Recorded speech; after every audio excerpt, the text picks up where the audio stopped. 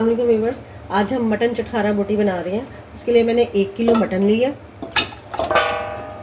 मैं इसको गिलाने के लिए प्रेशर में डाल रही हूँ, आप इसको देचकी में भी गिला सकते हैं। अब इसके अंदर 1 मीडियम प्याज जिसकी मैंने रफली कटिंग की है वो डाल दें।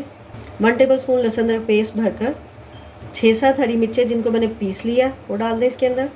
1/2 टेबल स्पून नमक, 1/2 टेबल स्पून पिसी हुई लाल मिर्च, 1/2 टी स्पून हल्दी, 1 गिलास पानी। अब इसको थोड़ा सा मिक्स कर लें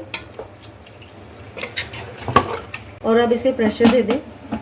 मिनट तक मैंने प्रेशर दिया था, गोश्त गल गया। अब इसके अंदर जो थोड़ा सा पानी है इसे ड्राई कर लें। पानी खुश्क हो गया, अब इसको ठंडा कर लें।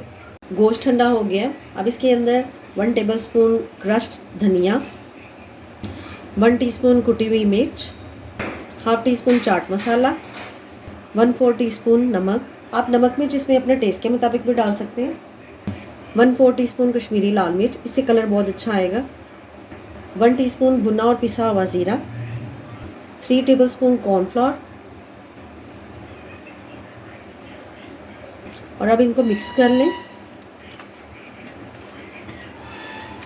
इस तरीके से सारा मसाला मिक्स हो जाए तो अब हम इसे फ्राई कर लेते हैं। एक फ्राई पैन में ऑयल गर्म होने के लिए मैंने रख दिया था। ऑयल हमारा ना तो ज़्यादा गर्म होना चाहिए और ना ही ज़्यादा ठंडा।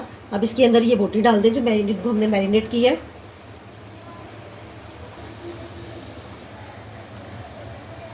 दो मिनट के बाद इसे इस तरह मिक्स कर लें, क्योंकि गोश्त तो हमारा पहले ही कुक है, बस हमने इसको क्रिस्पी करना है।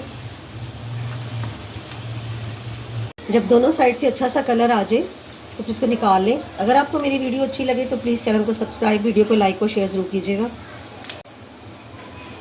ढेर सारा ख्याल रखिएगा और मुझे दुआ में याद रखिएगा। अल्लाह हाफिज़।